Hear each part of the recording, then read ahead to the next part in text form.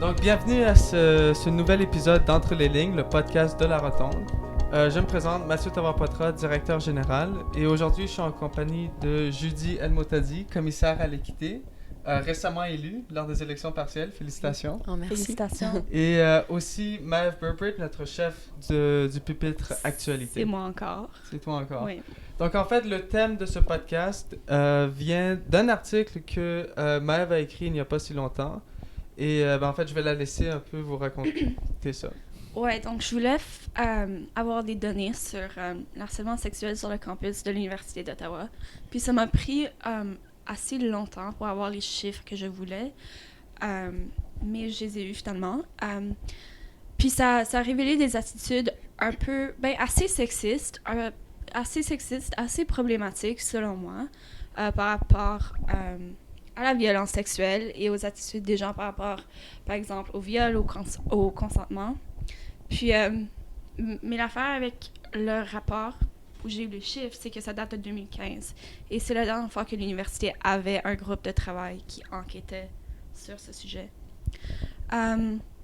J'ai aussi consulté un rapport de 2019 qui révélait que l'Université d'Ottawa est en dernière place de toutes les universités et collèges en Ontario pour le nombre de personnes qui savent comment et où déposer une plainte par rapport à l'harcèlement sexuel.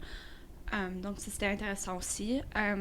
J'ai parlé à un prof qui est spécialiste dans le domaine. Il m'a dit que le harcèlement, ça se fait pas tout le temps entre étudiants et un autre étudiant.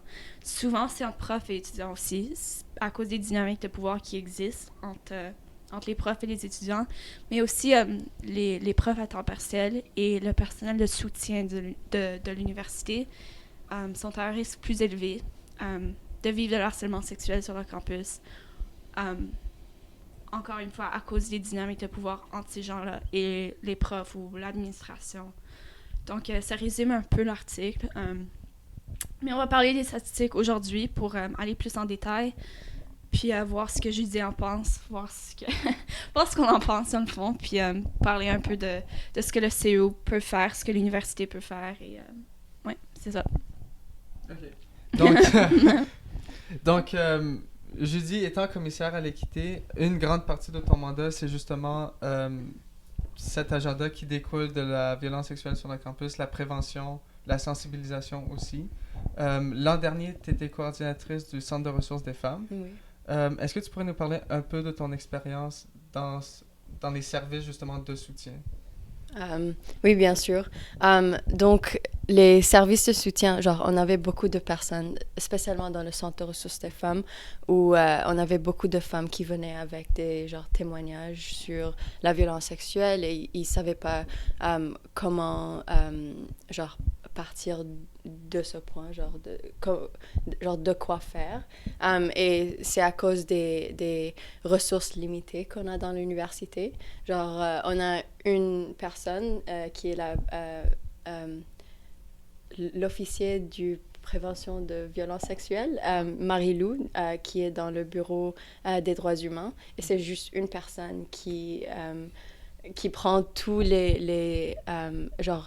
qui est la personne de ressources pour toutes les personnes qui expérimentent le violence sexuelle dans l'université.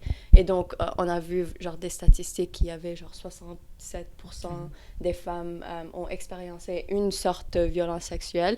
Et donc, ça, c'est 330 000 étudiants dans l'université et c'est un grand nombre et une personne qui fait ça, c'est pas acceptable et ça, c'est pas de la part, dans mon opinion, de Marie-Lou parce que moi, je la connais et elle fait beaucoup pour ça, mais de la part de l'université qui ne priorise pas... qui ne fait pas ça comme quelque chose qui est important. Et donc, on a eu beaucoup de personnes qui, venaient, ils avaient des témoignages, ils voulaient savoir quoi faire. Et la majorité du temps, on devait leur donner des ressources qui étaient en dehors de l'université, spécialement avec, par exemple, les ressources de santé mentale ici à l'université. Pour prendre un rendez-vous, on doit attendre 3 mois ou quelque chose, ce qui est aussi inacceptable. On a besoin des choses rapidement, spécialement avec des choses comme ça qui sont vraiment genre sensible, exactement. Donc, ouais. Ouais, on faisait beaucoup de partenaires avec Marie-Lou et on a fait des événements comme I Believe You Day, beaucoup de événements qui sensibilisaient. On faisait beaucoup de bystander training pour les guides de la semaine 101, par exemple. Mais il y a beaucoup qui manque. Et il y a beaucoup qu'on doit encore faire. Moi, je savais pas, en fait, qu'il y avait juste une personne qui gérait les plaintes.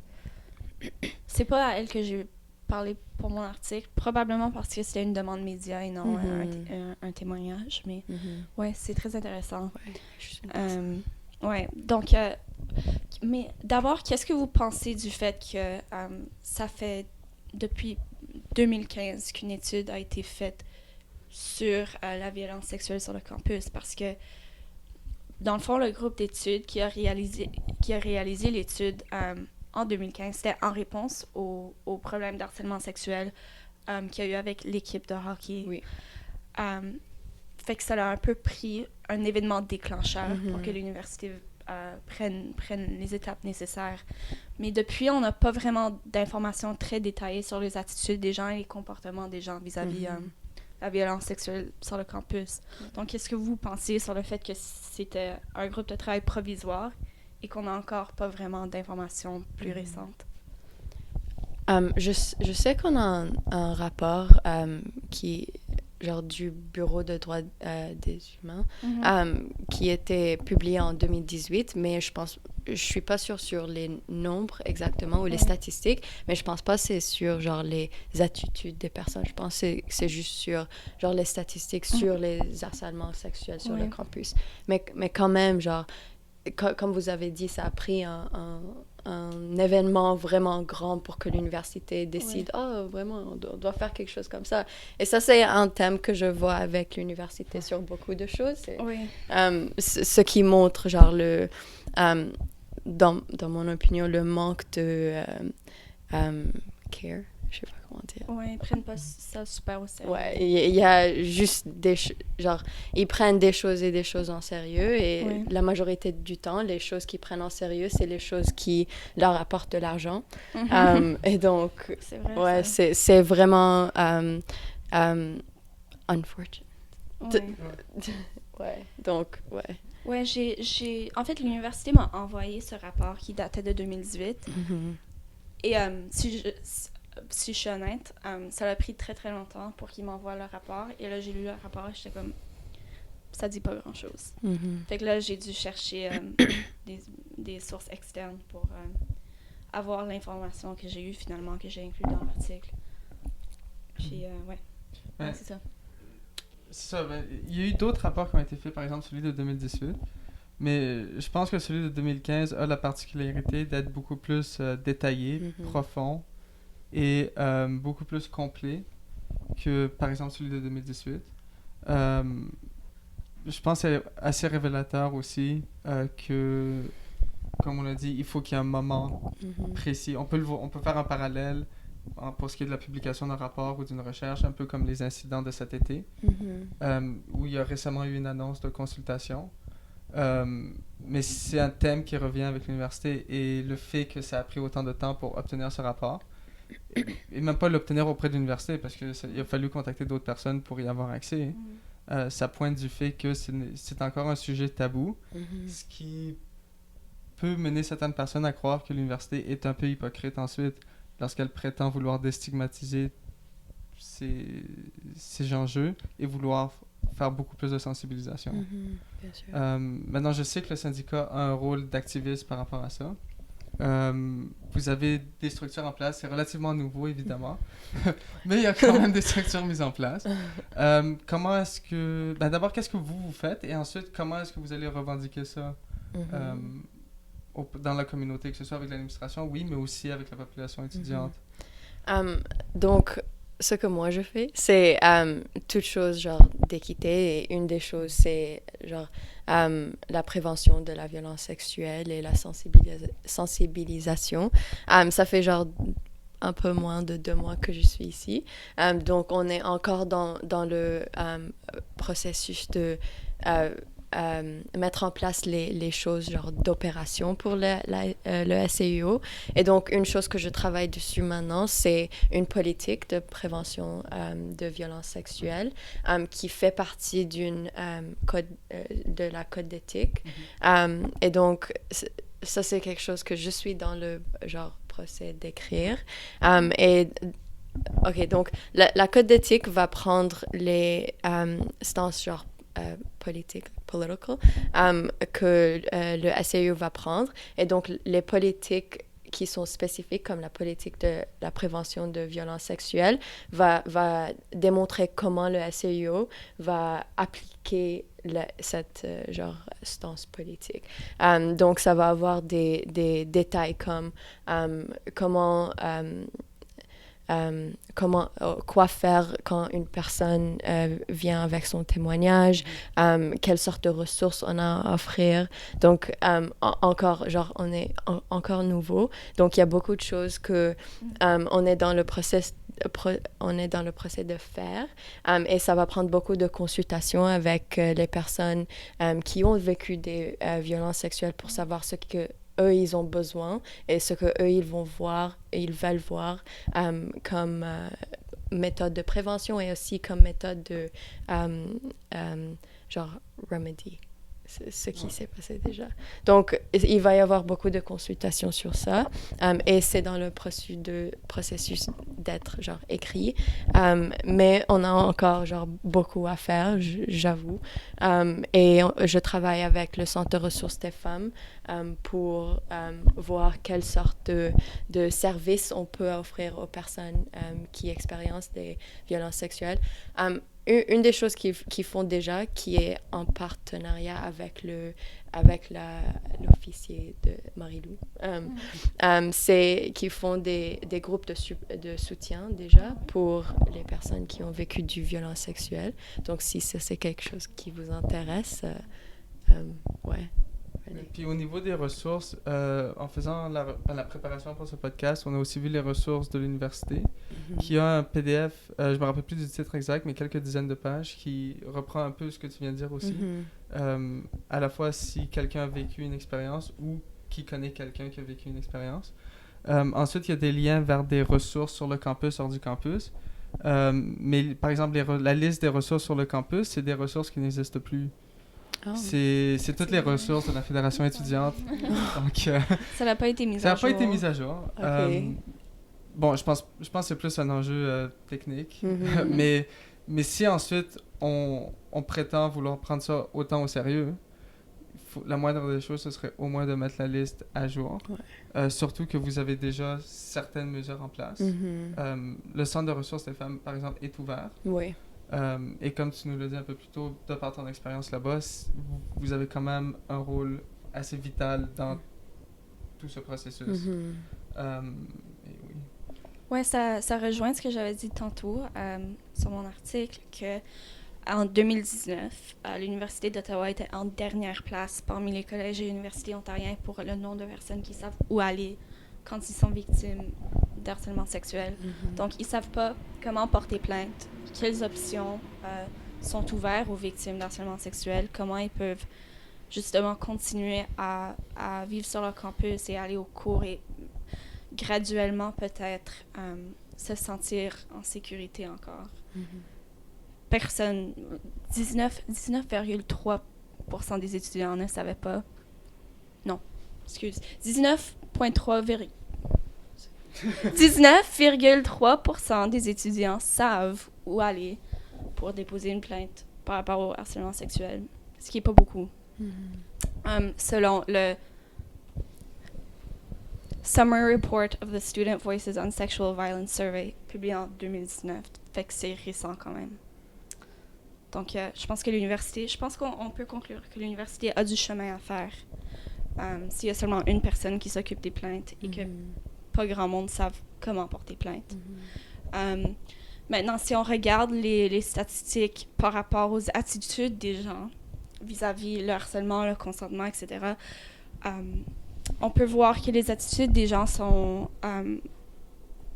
sexiste, pas seulement des hommes, mais aussi des femmes, parce qu'ils ont sondé des hommes et des femmes. Mhm. Mais en même temps, il n'y a pas beaucoup de ressources pour les gens qui sont victimes. Par exemple, 15% des étudiants sondés, hommes et femmes, pensent que les femmes qui sont dans des situations dites risquées peuvent être responsables du fait qu'ils se font violer.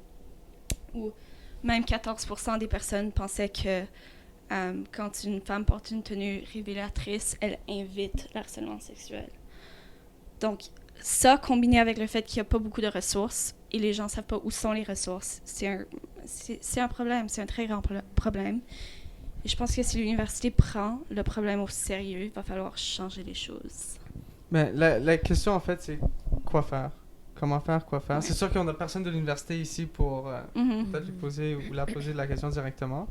Mais je présume que vous allez travailler avec l'université, l'administration et les différents groupes de personnel.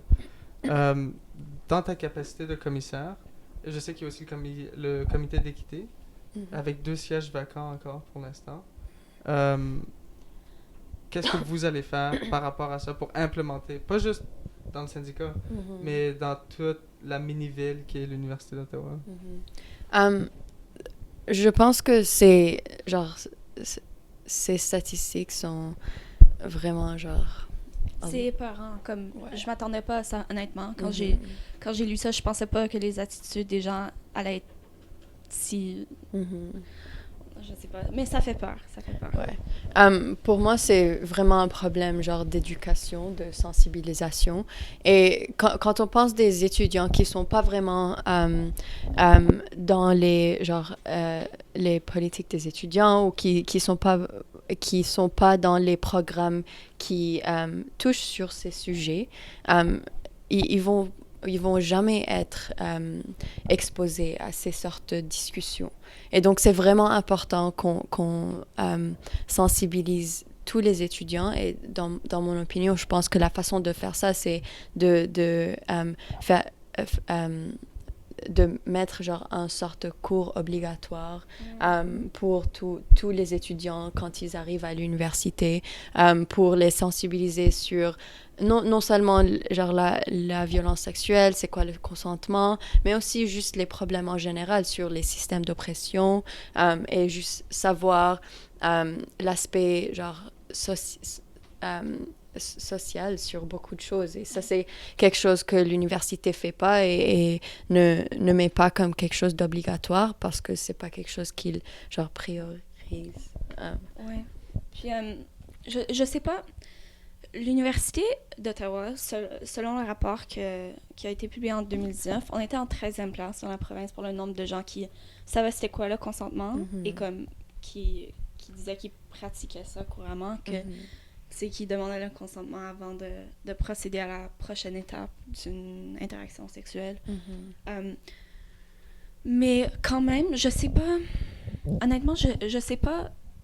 C'est possible encore pour les gens d'éviter complètement le thème du consentement dans leur vie, tu sais. Si t'apprends pas ça à la maison, si t'apprends pas ça à l'école secondaire, et là, à l'université, c'est, comme t'avais dit, t'es pas dans un programme qui aborde cet enjeu-là et t'es pas peut-être impliqué dans le côté politique étudiante, sociale de l'université, c'est complètement possible de jamais y penser, dans le fond. Juste pour dire rapidement un mot par rapport au cours. En 2015, dans le rapport, le groupe avait recommandé l'implémentation d'un concours pour financer la création d'un cours de premier cycle examinant la violence sexuelle d'un point de vue interdisciplinaire. Maintenant, je vais vous admettre, je ne sais pas qu'est-ce qui s'est passé par la suite. Rien. Bon, ben ça c'était clair. Donc, est-ce que le cours serait une option? Ensuite, il faudrait le rendre obligatoire si on veut qu'il ait un effet par rapport à son objet. Est-ce que ce serait des ateliers obligatoires? Ensuite, je sais que le syndicat par le passé a déjà, ou la FEO, a déjà fait la promotion ou essayé de mettre en place des cours. Je ne sais pas si vous avez déjà eu des conversations par rapport à ce cours-ci ou plein d'autres. Mais d'un côté, il faudrait avoir les ressources. L'université, il faudrait qu'elle accepte aussi, logiquement. mais qu'est-ce que le syndicat peut faire de plus? Je sais que le thème, en fait, c'est que peut-on faire de plus? Je pense que c'est ça le thème de ce podcast. Ouais. Mais la question, je pense, mérite d'être posée plusieurs fois. C'est une bonne question. Genre, c'est vraiment juste de travailler avec l'université pour genre leur convaincre de faire quelque chose. Ça c'est pour nous ça c'est l'enjeu. On a beaucoup d'idées, mais c'est juste le fait genre de convaincre l'université à accepter nos idées et à ce point-là, on peut implémenter beaucoup des choses. Mais si on a des idées comme ça qui sont vraiment grands et ils ont besoin, comme vous avez dit, de beaucoup de ressources et de financement, que c'est quelque chose que le syndicat peut pas prendre, genre, juste nous. C'est vraiment au point de genre convaincre l'université avec des choses comme des statistiques, en travaillant avec des étudiants, en faisant du consultation, en encourageant l'université à faire de la consultation, comme avec la réunion publique qu'ils vont faire maintenant. Ils vont voir des étudiants ce qu'ils ont besoin. Donc, si on fait quelque chose de similaire sur la violence sexuelle, où on a beaucoup d'étudiants qui arrivent et ils disent on a besoin de ça et ça et ça, à ce point-là, ça va tenir l'université à, genre, accountable. Ils doivent le faire parce que c'est quelque chose que les étudiants demandent et quelque chose qui montre qu'il y a un manque en tant que qu'est-ce que l'université fait. Mais on a vraiment besoin de mettre la pression sur eux. Ça c'est genre la chose la plus difficile. Ouais, et en tant que, qu'est-ce que nous, comme genre syndicat, on peut offrir, ça c'est des choses qui genre comme les cours obligatoires, qui peuvent faire des différences en grand nombre, mais quand c'est à nous, on peut le faire en grand nombre, mais c'est encore beaucoup plus limité. Genre, on peut aider ou faire des services ou offrir des programmes, mais ça touche seulement un certain nombre d'étudiants. Et pour faire des grands changements ou des transformations en tant que les attitudes des étudiants en général, on a besoin de l'université à genre faire un partenariat avec nous. C'est ouais, on va mettre la pression.